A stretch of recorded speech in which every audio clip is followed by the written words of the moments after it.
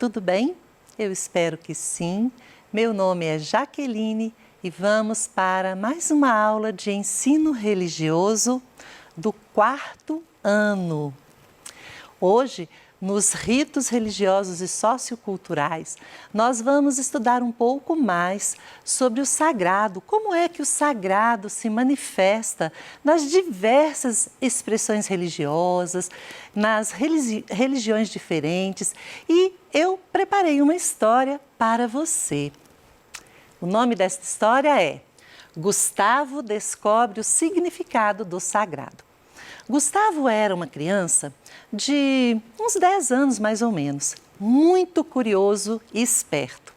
E Gustavo, um dia, brincando com um colega, eles estavam combinando sobre um domingo que eles pudessem se divertir, mas aí o colega disse para ele assim: "Ah, domingo é um dia sagrado para mim."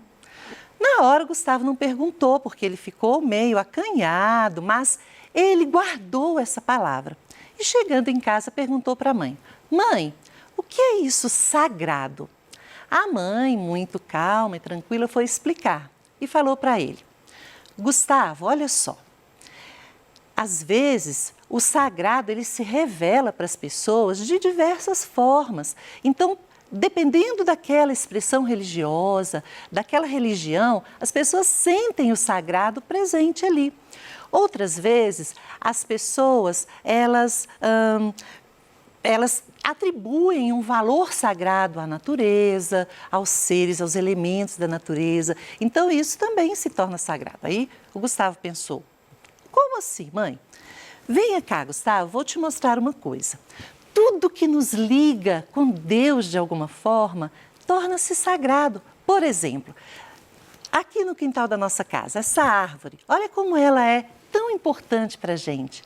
Essa árvore, nós vimos essa árvore crescer, ela nos dá o fruto, ela nos dá o alimento, ela é tão importante para a gente. Mas existem algumas tradições religiosas que também veem, além da importância do fruto, das flores, da sombra, tudo isso, eles veem uma força capaz de realizar coisas que o ser humano não consegue. Por exemplo, para os povos africanos, o baobá é uma árvore sagrada. O que significa isso? Essa árvore ela é tão antiga que ela liga os antepassados de um povo a esse povo. Então, eles gostam de celebrar, de agradecer próximos a essa árvore, ou eles se lembram das suas lutas, da sua identidade, do seu sofrimento. Então, essa árvore, ela marca esse povo e, por isso, ela torna-se uma árvore sagrada. Aí, Gustavo pensou e perguntou para a mãe dele: "Ué, mãe, existem também animais sagrados?" A mãe falou: "Sim. Por exemplo, você se lembra, filho, da aula que você teve uma vez, na qual a professora explicou que na Índia há animais sagrados, como a vaca, por exemplo?" Aí o Gustavo falou: "É verdade, eu me lembro, mas por que, mãe, a vaca é um animal sagrado lá na Índia?" Porque exatamente ela representa a fertilidade, ela representa a pureza, ela é um animal que para eles é puro. E tudo que vem, então o leite, a vida que esse animal traz é sagrada. Então ele não é morto, ele tem passe livre pela cidade. E para aquelas pessoas da Índia é um animal sagrado. E aí Gustavo gostou muito e falou: "Mas mãe, por que meu amigo então disse que domingo é um dia sagrado para ele?" A mãe explicou: "Olha, vem cá, vamos lá dentro de casa, eu vou te mostrar uma foto e você vai entender." Aí ela pegou uma foto de uma celebração de Natal que eles haviam feito há um tempo atrás. E aí a mãe perguntou: "Você se lembra, filho, no dia da nossa celebração de Natal, que nós fomos visitar o seu primo?" Então, isso é um tempo sagrado para os cristãos. Então, eles sentem a presença de Deus nessa celebração, nessa época do ano. Você sabe por quê, Gustavo? Gustavo pensou, porque foi o nascimento de Jesus, não é, mãe? A mãe falou isso mesmo. Então, ao nascer, Jesus, para essas pessoas do cristianismo, ele trouxe sinais de esperança, paz, solidariedade. Então, as pessoas dessa religião, desse grupo religioso, eles se reúnem, eles agradecem e eles celebram a vida nesse tempo tão importante que é o Natal para eles. Aí o Gustavo falou, mãe, eu entendi. Será que é por isso que meu amigo falou que domingo é um dia sagrado? Com certeza. Ele deve pensar que o domingo é um dia de fazer uma oração, ou um dia de ajudar alguém que precisa, que necessita, ou de ficar com a família. Então, um tempo sagrado, ele faz com que as pessoas se reúnam, esse grupo, essa comunidade fique junta de alguma forma. Gustavo entendeu bem. E a mãe explicou. Existem também lugares ou espaços sagrados, filho. Por exemplo, Meca é um lugar muito especial e sagrado para os muçulmanos. Porque foi ali que nasceu Maomé. Ele também está enterrado lá. Esse é o líder religioso desse grupo. E aqui eles sentem uma força sagrada, uma força especial, eles se reúnem, eles agradecem. Então, esse é um lugar sagrado especial para essas pessoas. Aí o Gustavo entendeu e falou, mas mãe, existem outras coisas que podem ser sagradas para as pessoas?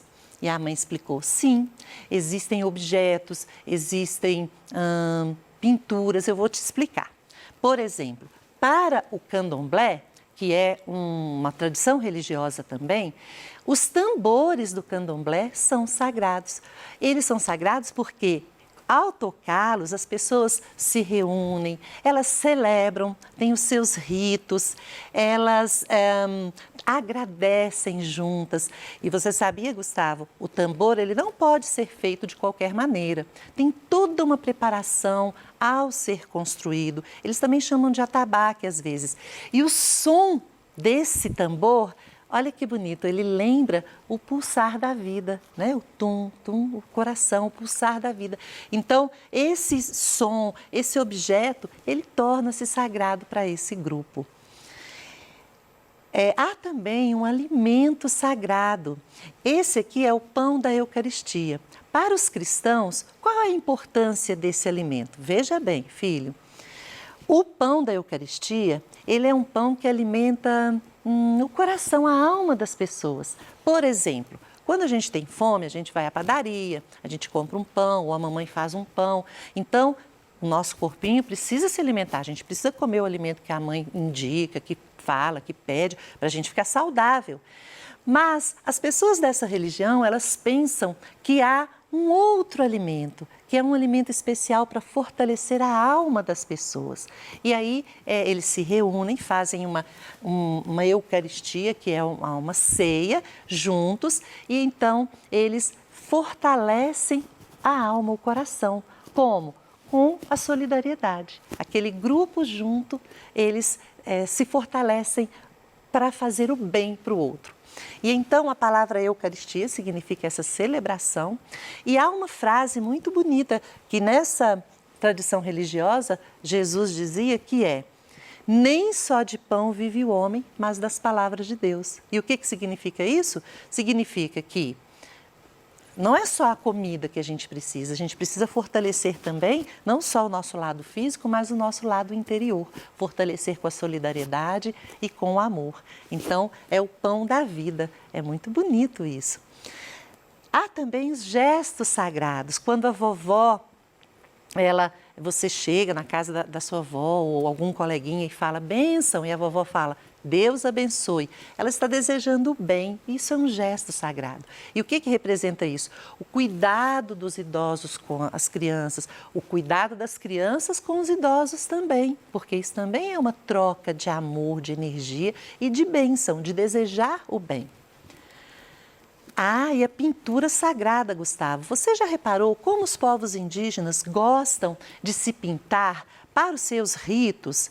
Então, por exemplo, Um povo indígena, quando ele vai fazer uma pintura, então eles observam a natureza, eles observam as montanhas, aquelas linhas das montanhas, a água, e aí isso eles vão trazendo para suas pinturas. E cada pintura tem uma especificidade. Então, tem o dia que é a pintura, porque nasceu alguém. Então, eles vão comemorar aquilo com uma determinada pintura.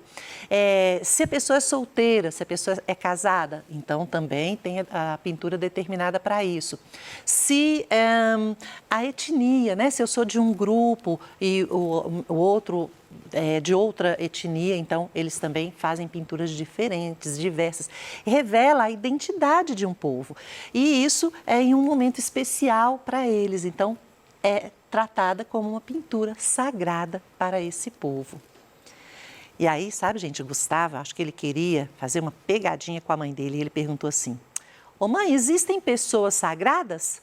A mãe falou: sim, filho, existem.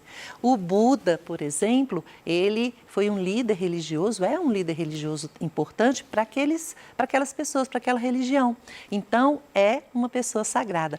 Tem os gurus, tem os antepassados de um povo, tem o Papa Francisco, a Irmã Dulce. São diversas pessoas que tornam-se sagradas. Sabe por quê, Gustavo? Porque elas fazem a caridade, elas ensinam a caridade de um jeito tão importante e tão necessário para as outras pessoas. Então, elas tornam-se pessoas sagradas. E o Gustavo falou: eu entendi, mãe, que bonito isso. E também, olha o que a mãe falou: filho, o sagrado ele está no sofrimento de um povo que não desiste de caminhar, nas alegrias desse povo, nas crianças, onde tem a vida, tem o sagrado. E aí o Gustavo falou: entendi, mãe, então agora eu vou brincar, porque isso também é sagrado para mim. E aí Gustavo foi brincar e a mãe dele pensou: o que há de mais sagrado no mundo é o ser humano. E essa história acaba assim, mas a gente não vai parar agora não, a gente vai ver o que a gente aprendeu em relação ao sagrado hoje.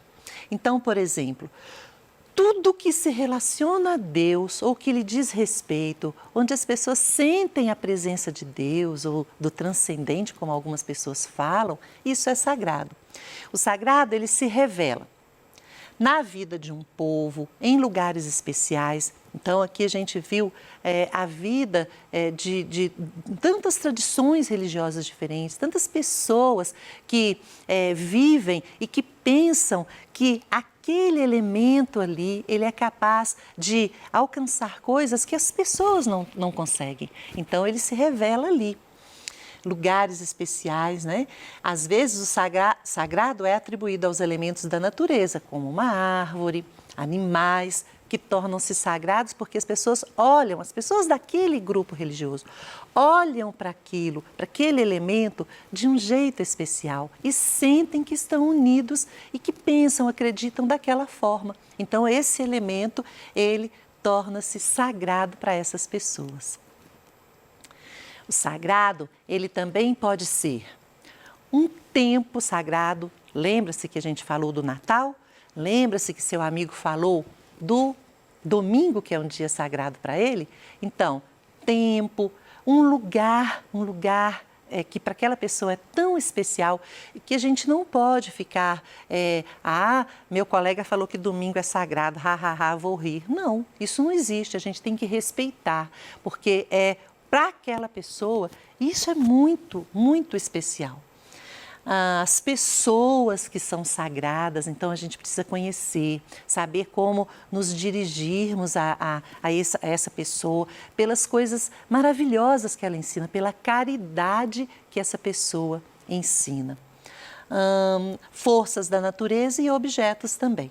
As pessoas se relacionam com o sagrado e isso possibilita vivência comunitária. Isso acho que é o mais bonito de uma religião, seja ela qual for. Quando as pessoas se unem e aí elas vivem em comunidade.